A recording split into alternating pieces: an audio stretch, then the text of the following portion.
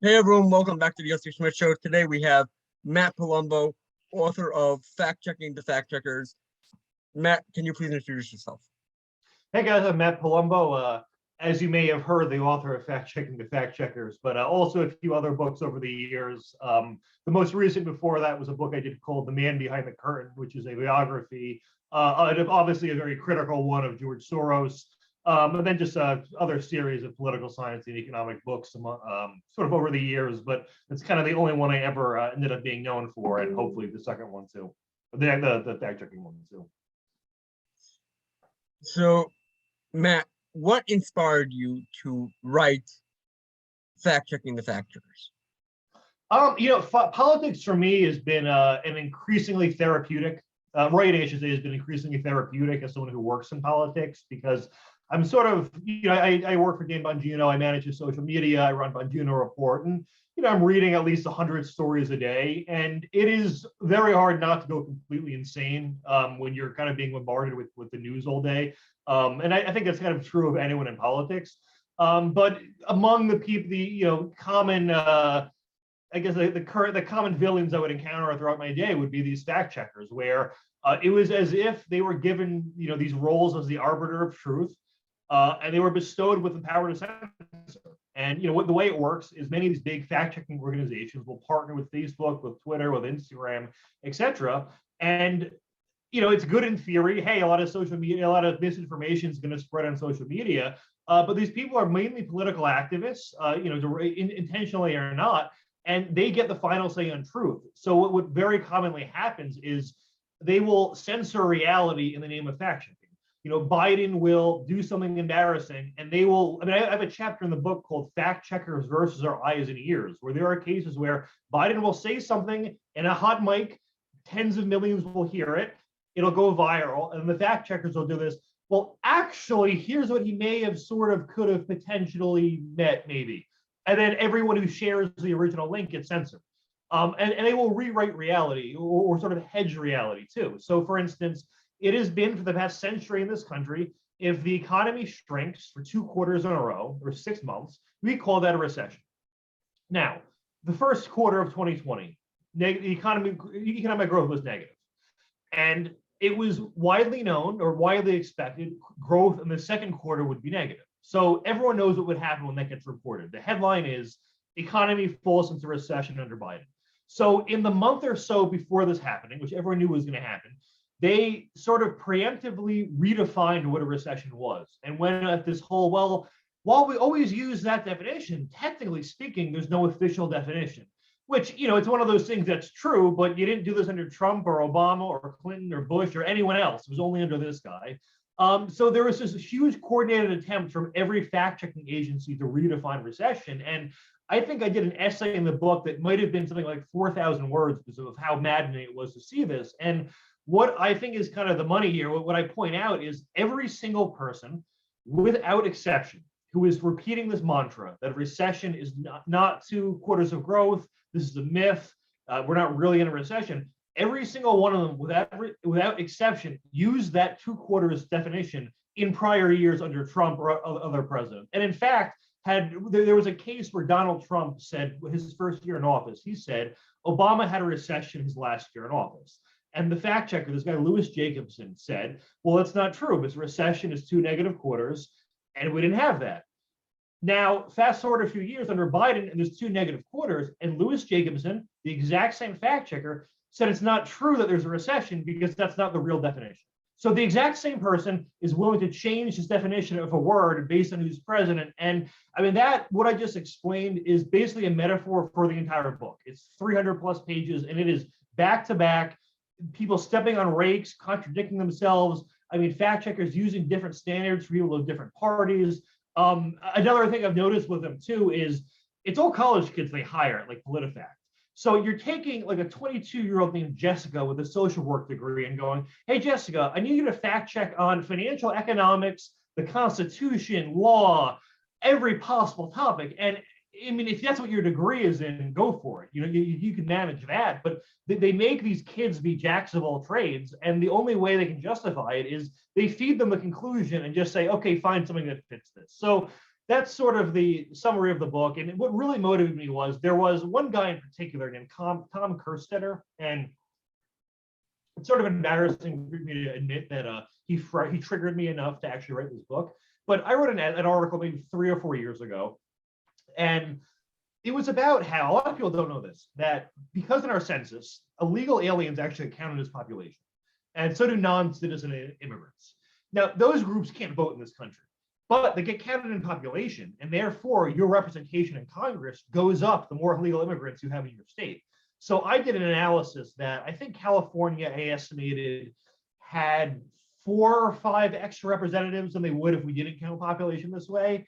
And he rated my claim false. And I may be butchering it, but like I said it was 4, and he was like, no, actually it's 3, and rated the claim mostly false. So it was frustrating enough where I'm going, okay, worst case scenario, I'm 3/4 of the way right. And by the way, you're burying the lead. The lead is that it's absurd we're counting illegals to determine population, because that means states that break the law more get more representation in Congress. It's an absurdity. So that's the point of the article, was the absurdity. And they were like, no, you were only 75% right. So they gave me a mostly false rating. So I had a back and forth with this guy afterwards, and I was a bit nastier than I should have been. But if you're going to ding me false and put it in the public record on BS, I'm not going to, take it kindly like most people will.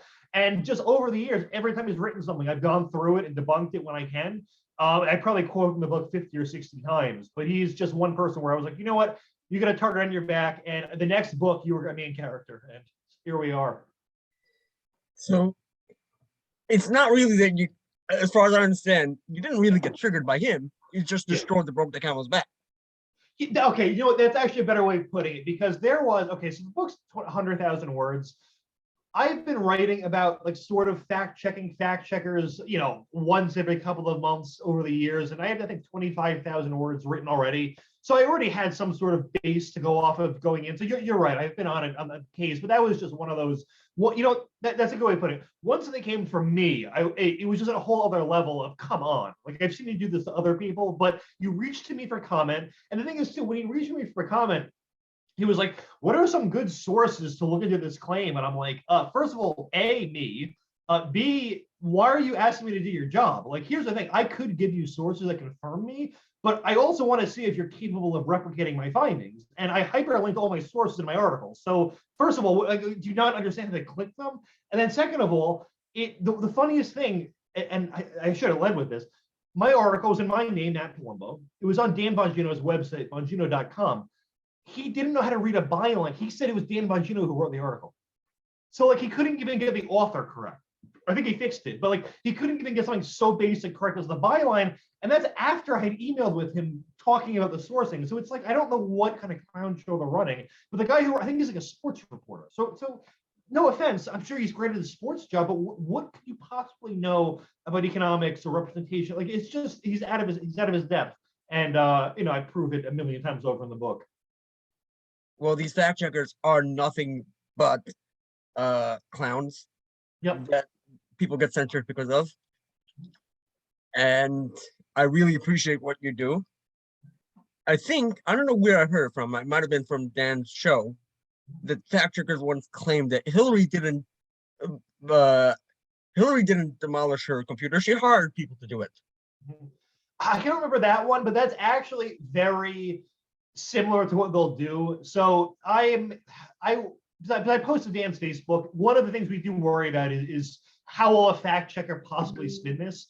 And like, there are things where like, we'll joke, me and other writers who post to his page will joke about how they'll fact check stuff. So like, I'll say like, Biden sent a barrel of oil to China or sold a barrel of oil to China, and we'll try to guess what the fact checkers will say. And we're like, I bet a fact checker would be like, no, he sent a barrel that happened to have oil in it or something. Like, but that they do that kind of stuff. One that comes to mind is, I think it was Biden eulogized Robert Byrd, who was, he was an imperial dragon in the KKK or something. But a lot of people said he was a grand wizard, and they were like, the headline was, Biden eulogized a KKK grand wizard. So the fact checkers were like, actually, that's false. He was a KKK grand dragon or exalted cyclops, not a wizard. And it's like, okay, but you're admitting he eulogized the Klansman. Like, that's the money. That's the claim. and they will nitpick a little detail and then exaggerate the significance of the detail in the rating. So in theory, that would be a mostly true claim or half true at the minimum, but they use a lot of subjectivity in determining how anal they want to be. So that alone was them to call the claim false. And there are cases too where they will take a true claim and then, through social media, it's like a game of telephone, they will dig for a version of the true claim that got slightly twisted by someone on social media or slightly misreported. And then they'll attack that version to attack the original claim by proxy. And there are cases where I've noticed their sourcing where the person on Facebook they're debunking is a guy with a screen name like S5E3 and has 12 followers. And I'm like, oh, how much digging did you have to do to find that guy? Right? Like, if you have to do that much digging to find a false claim, it's probably not very widely reported, or that version of it's not widely reported. So they always get what they want in the end. And that's kind of their skill, is that the conclusion comes first. It is a Trojan horse for censorship, and it almost exclusively goes in one direction, which is, I think, the biggest proof of it. Yeah, and then the censorship, it just gets on my nerves. That's what actually got me started with doing whatever I do. And I admire what you do, and I admire how you put it all into a book. I started my thing years and years ago, calling out fake news. But then there was Newsbusters. Yeah. This is before I came across Bongino Report. And I stopped. I moved to fighting against censorship. I don't know if you look what you're seeing what I've done. But and fact checkers also start against YouTube and all that. It's just annoying. Yeah. So yeah, really, really impressed with the book. Thank you. Yeah, I mean, there is a good way to do fact checking, and I think the whole community notes thing on Twitter is probably a step in the right direction, in that most of the fact checks that are people submit don't actually go live on the post. I'm sorry, to anyone who doesn't know what I'm talking about, on Twitter, there was a feature rolled out a number of years ago called community notes. And the way it was supposed to work is it was a sort of interactive approach to fact checking, where if you saw a post that was incorrect, you could submit your own feedback. People could see the feedback that was submitted, and they could vote it up or down if they thought it was useful. And then if it got deemed useful enough, it would go on the post as a warning. Now, for the first year or two it was out, it was almost never used. It was only used against right-leaning people because it was still a clown show at Twitter. Once Musk has taken over, it's been applied, first of all, almost very constantly everywhere, and it's much more equally used. And I don't know. It's just there's always going to be one person who knows better, and that if a fact checker gets it wrong, there's always going to be one person there who can correct it, and then other people can look at the data. And you're never going to get 100% accuracy, but it seems like at least a smarter way of doing it when it's collaborative. For as bad as Wikipedia is because of their editors, on a completely non-political topics, it's pretty accurate. You're not going to, if there's misinformation about a TV show, so some super fan's always going to be there to correct it. I know with politics, the editors, a lot of gatekeeping with the editors, but if you could have Wikipedia with no editors and it was just people, it would probably be even more accurate, to be honest. But it's the same thing with the Twitter notes. And I think that's sort of a promising way to go forward. And I'm hoping it maybe will replace the partnerships with PolitiFact and those other groups who really can't be trusted. And I'm hoping to start seeing these community notes on their fact checks, to be honest, because they kind of deserve it. I don't mind as much if the community notes are applied to everyone. But the only thing I mind is if people get banned for misinformation. Correct. Because, like you said, community notes, everybody could vote, everybody could comment. But even if people claim it's not true, the person shouldn't get censored for it.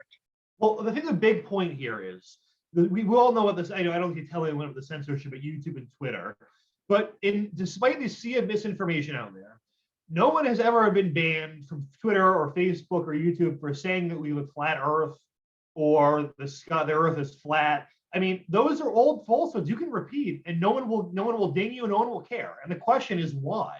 And it's because the term misinformation is generally used against information they don't like, or as we saw in COVID, it's might not be even deliberate misinformation, but it's the shifting sands of evidence are moving by the second, and that what we didn't think was possible one time turns out is actually true. And I mean, you could, I've almost joked about this, but it's true. If you took every respected scientist in February or March of 2020 and put their predictions next to Cool Dude 55 on Twitter, or Patriot Man 1776, and so just any random dude on Twitter, the random dude was more directionally correct or more intuitively correct about what's going to happen.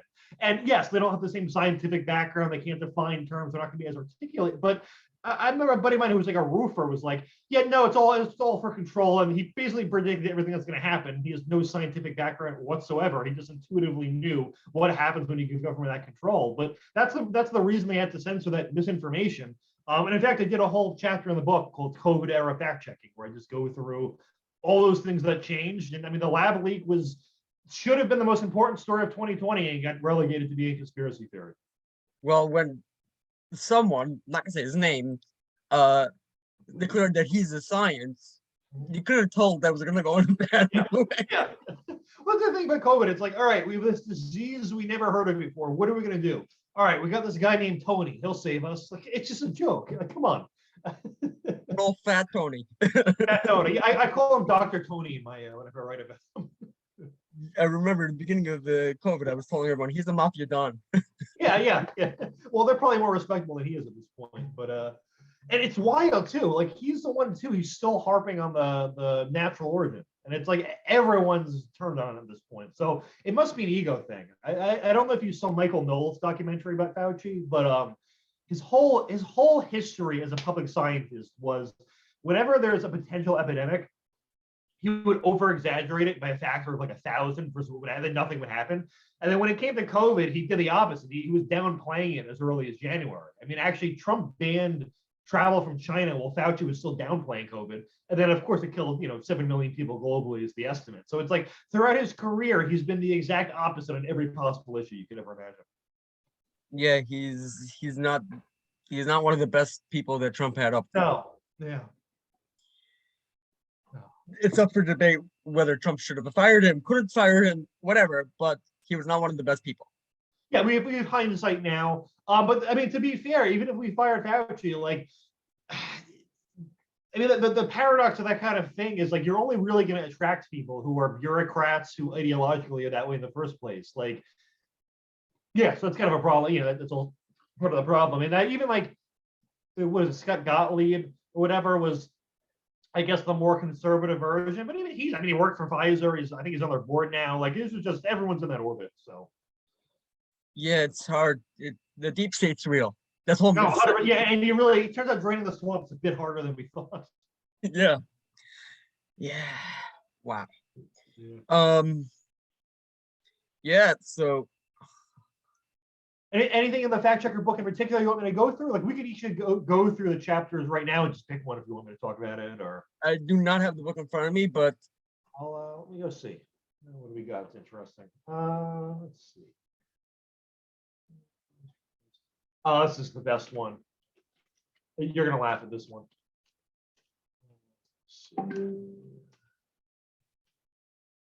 Work is messaging me. I think it may. It was just, you might recognize this one where the headline on the Washington Post was like, conservatives say that of the 20 most violent cities, they're all run by Democrats. Here's why that's wrong. So I clicked through to the article, and their rebuttal was that actually, of the 20 cities, only 19 of them are run by Democrats. And here's the thing. This is the best part. So one of the cities was, I looked it up too, but it had an independent mayor. And I'm like, oh, that's interesting.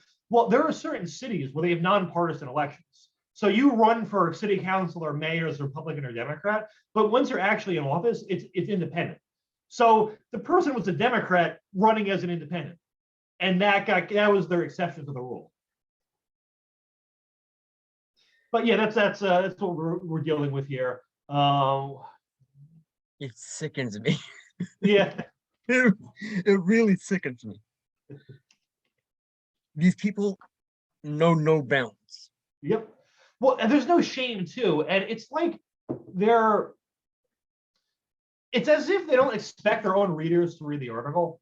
They're like, yeah, they'll read the headline and assume it's debunking what they think it's debunking and then pass it off. So yeah, it's very, very odd. Or like there was one I found where there was some politician, I'm drawing, there's so many names I draw a blank on, where she was claiming, she made some random reference about how like ordinary citizens should like, it was some out of sort of like, way to phrase it, just sort of delusional type, out of touch quote about, how private citizens should, how citizens should fly private jets if they're like concerned about travel. It was just some just absurd type of out of touch comment. So one of the PolitiFact people reported that it was actually out of context. And then within an hour, I guess someone emailed him the full context, and it was exactly what it looked like. And they had to do the correction and then update to their correction of, okay, never mind. Actually, it was exactly what they said it was. I think I did a chapter called like brief blunders. I just go through these sort of like back to back. Here's the claim. Here's the rebuttal. And oh my God, how could they have gotten any worse? Let's scrolling through right now. Let's see.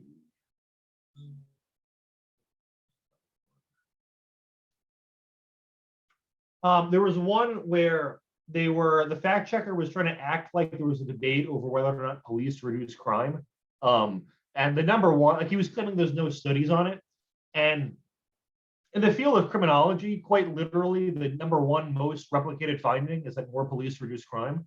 So he was looking at a field saying there's no evidence or no studies to support something there's no more studies on than any other topic. That's another favorite of mine. What else? Oh, there was one where so Newt Gingrich was talking about under Obama, how he in 3 years added more people to food stamps than Bush did in 8. And we're talking a magnitude of, so what was it? Over 14 million people being added. And Gingrich's math was off by like 50,000 people out of 15 million, and they rated his claim false. And it's one of those things where directionally you're like, well, it's going to become true the next month anyway, so why don't you check back? So they check back the next month, and we're like, no, it haven't gone up anymore since then. And then the next month it became true, like the food stamp totals actually were higher, and then they just started ignoring it so they could keep the false rating. So this is what we're dealing with. But yeah, just a few examples that come to mind that are absurd. Yeah. If people want to know the full absurdity of fact checkers, just read Matt's book. It's Pretty really much telling. I try to make it as comprehensive as possible and just put every possible example I could.